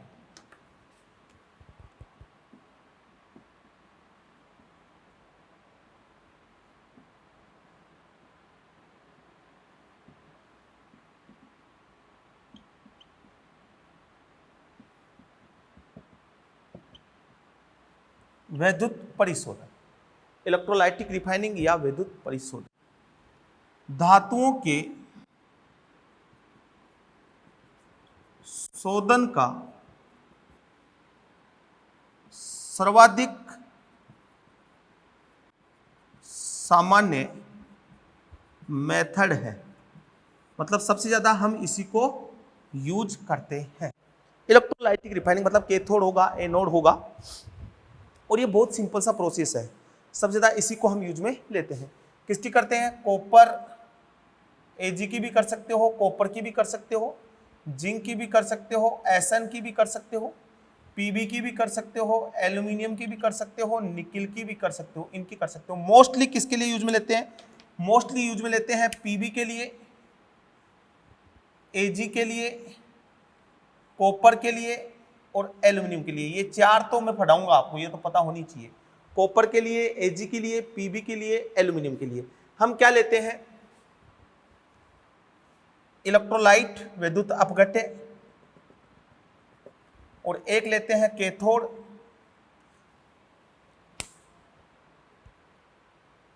कैथोड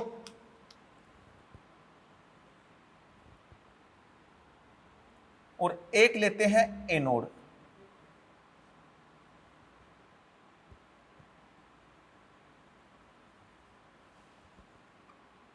ये एनोड, ठीक है, और यहां मैंने भरा है विद्युत अपघट्य। अब समझना, देखो बहुत सिंपल सा मेथड है। कैथोड किसका लेते हैं, ये वाला है कैथोड, और ये वाला है एनोड। एनोड किसका बनाते हैं, अशुद्ध धातु का छड़, अशुद्ध धातु की मोटी छड़, ये मोटी छड़ ले ली। और कैथोड किसका बनाते हैं, शुद्ध धातु की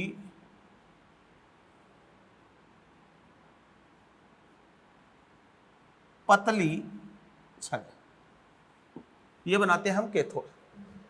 अशुद्ध धातु की मोटी छड़ ले लेते हैं और शुद्ध धातु की पतली परत या छड़ ले लेते हैं, उसको कैथोड बनाते हैं। इलेक्ट्रोलाइट भरते हैं और विद्युत अपघट्य भरते हैं। जैसे कॉपर, कॉपर की इलेक्ट्रोलाइटिक रिफाइनिंग, कॉपर की इलेक्ट्रोलाइटिक रिफाइनिंग। एग्जांपल बता रहा हूं एक भैया, भैया समझना, ये बहुत सिंपल सा मेथड है। कॉपर की इलेक्ट्रोलाइटिक रिफाइनिंग, तो क्या लेंगे, कैथोड किसका लेंगे, कैथोड लेंगे, एनोड लेंगे और विद्युत अपघट्य लेंगे।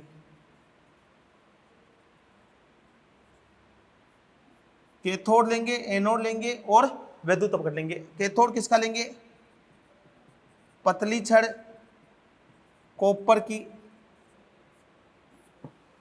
शुद्ध धातु की, शुद्ध धातु, शुद्ध कॉपर की।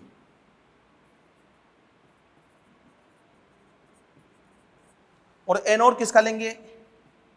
मोटी छड़ अशुद्ध कॉपर की। इलेक्ट्रोलाइट किसका लिया? CuSO4 प्लस डाइल्यूट H2SO4 का क्या ले लिया? इलेक्ट्रोलाइट ले लिया। ठीक है, अब देखो क्या होगा। जो इलेक्ट्रोलाइट है उसमें है CuSO4, वो टूटेगा Cu+2 और SO4-2 में। तो देखो एट एनोड, एनोड पे क्या होता है? ऑक्सीडेशन। एनोड पे क्या होता है? ऑक्सीडेशन। बोला हुआ है मैंने, पहले बोला है एनोड पे क्या होता है? ऑक्सीडेशन होता है। तो एनोड पे कौन है? कॉपर है, अशुद्ध है। तो कॉपर जो है वो ऑक्सीडेशन करेगा 2 इलेक्ट्रॉन और जाएगा Cu+2 में, Cu+2 में जाएगा। और ये Cu+2 मतलब ये जो कॉपर था ये यहां क्या भरा हुआ है? Cu+2 और SO4-2। ये कॉपर ने 2 इलेक्ट्रॉन दिए, क्या हुआ इसका? ऑक्सीडेशन। और ये किस में आया? Cu+2 में। और ये कहां आ जाएगा? यहां आ जाएगा इलेक्ट्रोलाइट में। और ये Cu+2 इलेक्ट्रॉन क्या करेगा? एक्सेप्ट करेगा 2 इलेक्ट्रॉन। मतलब ये कहां हुई? 8 कैथोड पर। कैथोड पे क्या होता है? रिडक्शन। तो Cu+2 वो 2 इलेक्ट्रॉन क्या करेगा? एक्सेप्ट करेगा और क्या बना देगा? कॉपर बना देगा। तो ये कॉपर यहां जाके जमा होना स्टार्ट हो जाएगा, इस पे जाके स्टार्ट हो जाएगा। तो ये छड़ तो मोटी हो जाएगी जो शुद्ध धातु बन रही है, और ये छड़ धीरे धीरे खत्म हो जाएगी, इसका डिग्रेडेशन होना स्टार्ट हो जाएगा। यहां से कॉपर Cu+2 में गया, Cu+2 जाके विद्युत अपघट्य में गया। विद्युत अपघट्य में Cu+2 पहले से ही है, तो ये Cu+2 कम नहीं होगा। ये Cu+2 इधर जा रहा है ना, 2 इलेक्ट्रॉन लेके ये कॉपर में कन्वर्ट हो रहा है, ये कॉपर में कन्वर्ट हो रहा है। तो कैथोड पे शुद्ध धातु प्राप्त हुई है, पतली छड़ थी वो मोटी हो गई, तो शुद्ध धातु को बाहर निकालेंगे। यहां जितना कॉपर कम हुआ है वो कॉपर इधर से आना स्टार्ट हो जाएगा, यहां से Cu+2 जाएगा। यहां Cu+2 कहां से आएगा? जब इस एनोड का ऑक्सीडेशन होगा। इस पे न्यूमेरिकल भी बनते हैं जो आप इलेक्ट्रोकेमिस्ट्री फिजिकल केमिस्ट्री में पढ़ोगे, ये वहां पे इसके बारे में डिटेल से पढ़ोगे तुम। ठीक है, और यहां पे अशुद्धियां इस जगह अशुद्धियां इकट्ठी हो जाएगी, जिसको बोलते हैं एनोड पंख। इसको बोलते हैं एनोड पंख। अशुद्धियां यहां आ जाएगी। और जैसे कॉपर की मेटलर्जी में अशुद्धि आती है Ag की, Au की और प्लेटिनम की, ये एनोड पंख पे प्राप्त होती है। ये क्या है? अशुद्धियां। This is electrolytic refining. मतलब कैथोड हमने पतली परत लिया था, वो मोटी परत हो जाएगी। जितना कॉपर यहां से जाएगा उतना कॉपर यहां से यहां आ जाएगा, और लास्ट में एनोड के नीचे अशुद्धियां इकट्ठी हो जाएगी, जिसको क्या बोलते हैं? एनोड पंख बोलते हैं या एनोड मड बोलते हैं इंग्लिश में। तो वो स्पोन आएगा, Ag, Au और प्लेटिनम यहां पे डिपॉजिट हो जाएंगे। ये कॉपर का मैंने एग्जांपल लेके बताया है। और किसके लिए हम करते हैं वो भी बता देता हूं। बस अब इलेक्ट्रोलाइट की रिफाइनिंग यही करना है, यही मेथड है। सबसे ज्यादा इसी मेथड को यूज में लेते हैं। मिटाऊं? मिटा दूं?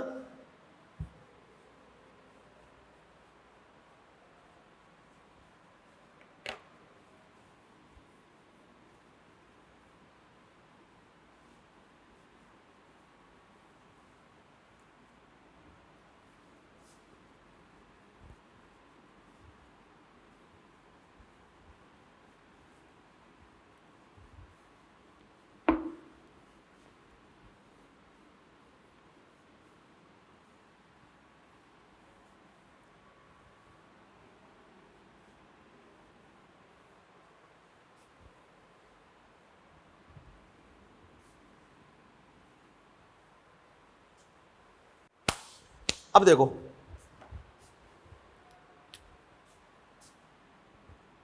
Ag की इलेक्ट्रोलाइटिक रिफाइनिंग,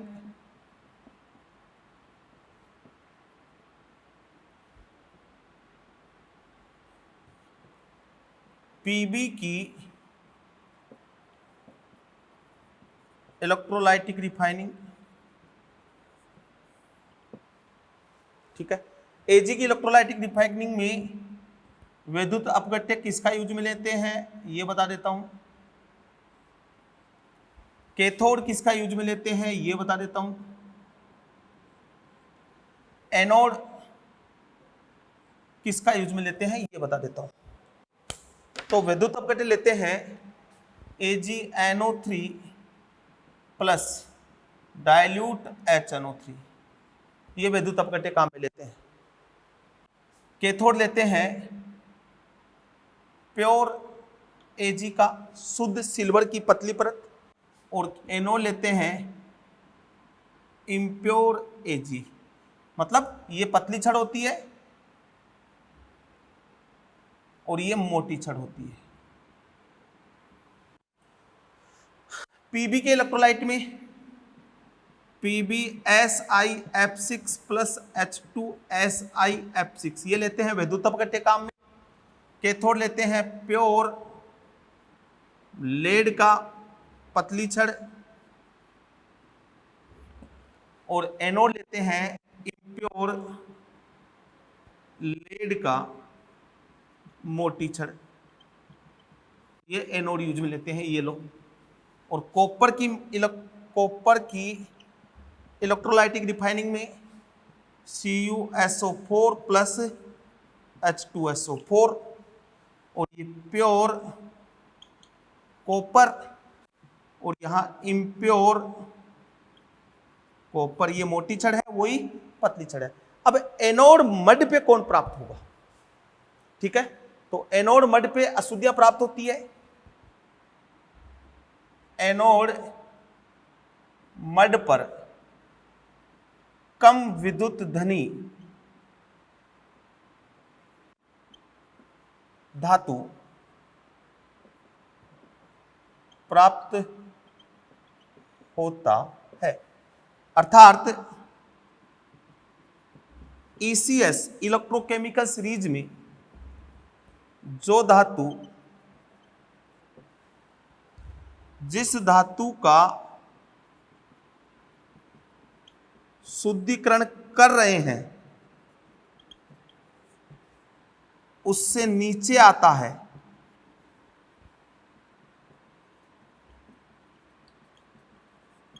वो धातु एनोड मड पे प्राप्त होता है। जैसे कॉपर का एनोड मड मैंने बोला, तो यहां कौन था Ag, Au और प्लेटिनम, ये तीनों ही इलेक्ट्रोकेमिकल सीरीज में कॉपर से नीचे आते हैं। तो एनोड मड पर कम विद्युत धनी धातु प्राप्त होता है, अर्थात ECS में जो धातु वो धातु जिस धातु का शुद्धिकरण कर रहे हैं उससे नीचे आती है फीमेल है धातु, वो धातु एनोड मड पे प्राप्त होता है। यह है इलेक्ट्रोलाइटिक रिफाइनिंग। लास्ट है वेपर फेज या वाष्प प्रावस्था परिशोधन। मिटाऊं,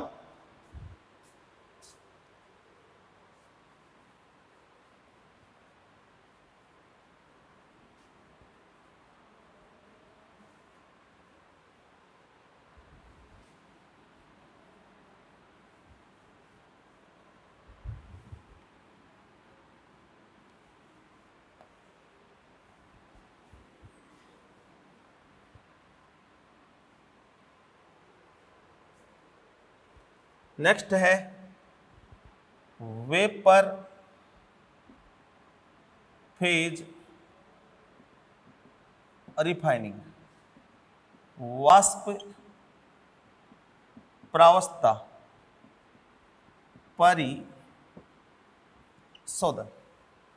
ठीक है, इसमें क्या होता है, इस विधि के द्वारा धातु को अति शुद्ध अवस्था में प्राप्त किया जाता है। इस विधि के द्वारा धातु को अति शुद्ध अवस्था में प्राप्त किया जाता है। अति शुद्ध मतलब यहां भी प्योर मेटल आपको मिलेगी। अब इसमें क्या होता है, इस विधि में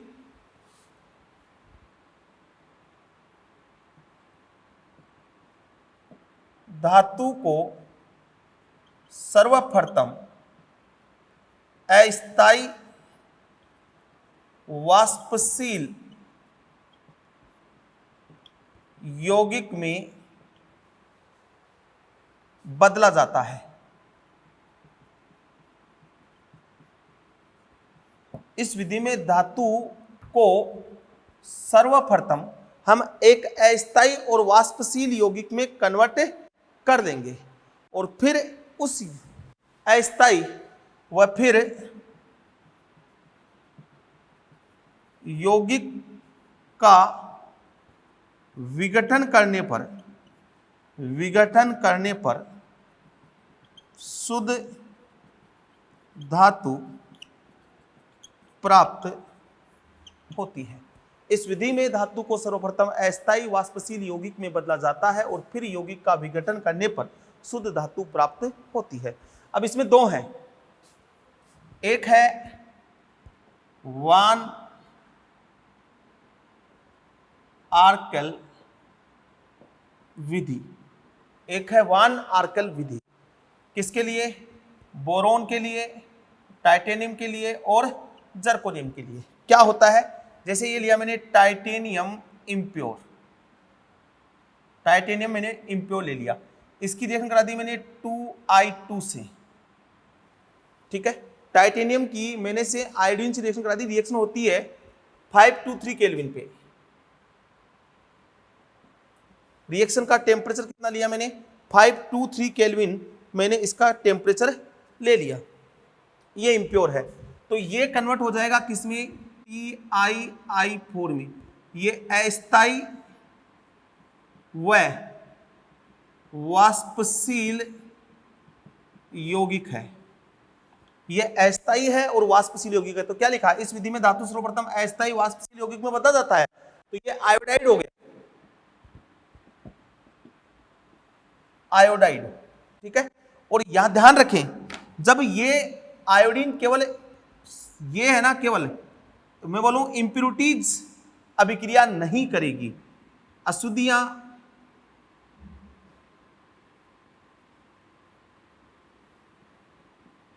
अभिक्रिया नहीं करेगी, अशुद्धियां यहां पे अभिक्रिया नहीं करेगी, केवल शुद्ध धातु रिएक्ट करेगा। तो अशुद्धियां जब रिएक्ट कर ही नहीं रही तो यही रह गई, केवल इस यौगिक के रूप में टाइटेनियम जो है ना वो शुद्ध है। फिर मैं इसका डिकम्पोज कर दूंगा, इसका विघटन कर दूंगा 1700 केल्विन टेम्परेचर पे, तो टाइटेनियम और 2I2 मिल जाएगा, टाइटेनियम मिल जाएगा और साथ में आयोडीन मिल जाएगा। अब यहां जो टाइटेनियम आपको मिलेगा वो सॉलिड होगा और प्योर होगा। ये तो गैसियस है, ये सॉलिड और ये कैसा है? प्योर। ये किसके बोला? वान आर्कल मेथड, किसका? टाइटेनियम का। ऐसे बोरोन के लिए हो जाएगा। इसी मेथड से बोरोन के लिए अगर बात करूं तो बोरोन 3/2I2 Bi3 गैसियस, वाष्पशील और अस्थायी। फिर इसको हीट किया तो बोरोन और 3/2I2 ये सॉलिड मिल जाएगा, प्योर। ऐसे ही मेथड हो जाएगा जर्कोनियम के लिए। टाइटेनियम और जर्कोनियम एक ही ग्रुप के एलिमेंट है, तो जर्कोनियम के लिए कैसे होगा? Zr2I2 Zr(I4) और ये बन जाएगा Zr सॉलिड और ये 2I2 गैसियस। तो 3 के लिए वान आर्कल मेथड, बोरोन, टाइटेनियम, जर्कोनियम के लिए। एक और आता है इसमें वेपर फेज में, वो एक मेथड और आता है और उस मेथड का नाम है मून्स प्रोसेस या मांड प्रक्रम।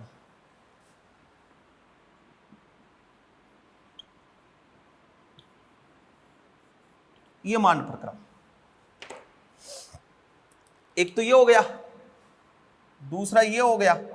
कौन सा? मांड प्रक्रम। निकिल का परिशोधन किया जाता है।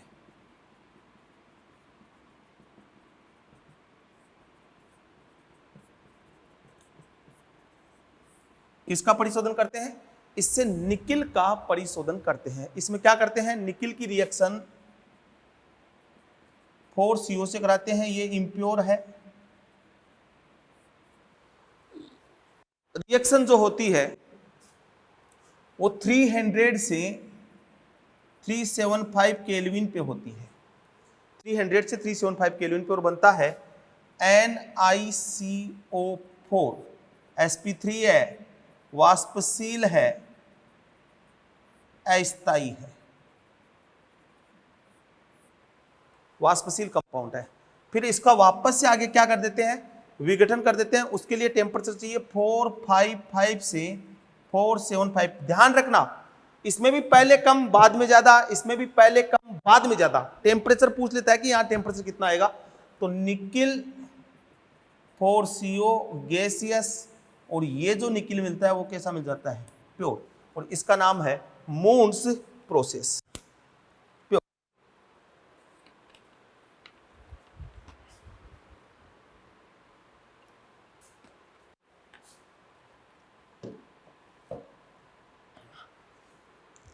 क्लियर, ओके, समझ में आ गया।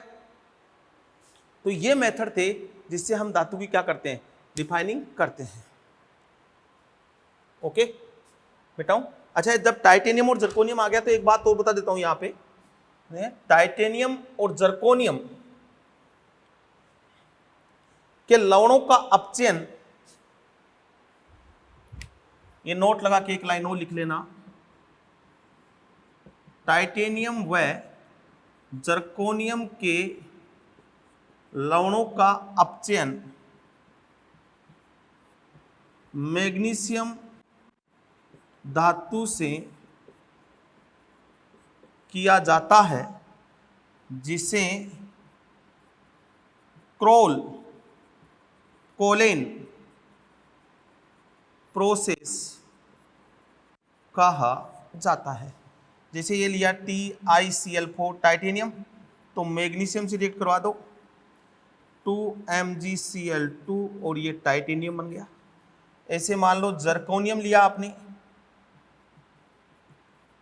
2 मैग्नीशियम तो 2MgCl2 और ये जर्कोनियम, ये अलग से लिख लोगे। लो भैया, 4 स्टेप मेटलर्जी की, चारों के बारे में स्टडी कर चुके हैं, मतलब मेरी तरफ से मेटलर्जी खत्म हो गई है। अब हम क्या करेंगे, अभी क्वेश्चन आप कर सकते हो, आप सीट सोल्व करें। अब हम एक एक की मेटलर्जी पढ़ेंगे। पहले पढ़ेंगे हम जिंक की, कि जिंक की मेटलर्जी कैसे करते हैं। एल्यूमिनियम की आपके सिलेबस में है ना, वो मेटलर्जी है, एक तो जिंक की मेटलर्जी पढ़ेंगे, zinc, aluminium, copper, iron, Sn, Ag, Pb, इतने एलिमेंट की हम मेटलर्जी पढ़ेंगे। एनसीईआरटी में एल्यूमिनियम, कॉपर और आयरन, इन तीनों की एनसीईआरटी में मेटलर्जी है। अब वही एल्यूमिनियम का पहले क्या करवाएंगे, वही चारों मेथड से आएंगे और रिएक्शन लिखते लिखते हम फाइनली पहुंच जाएंगे प्योर मेटल पे। ठीक है, वो देखेंगे नेक्स्ट लेक्चर में। ओके, ठीक है, थैंक यू।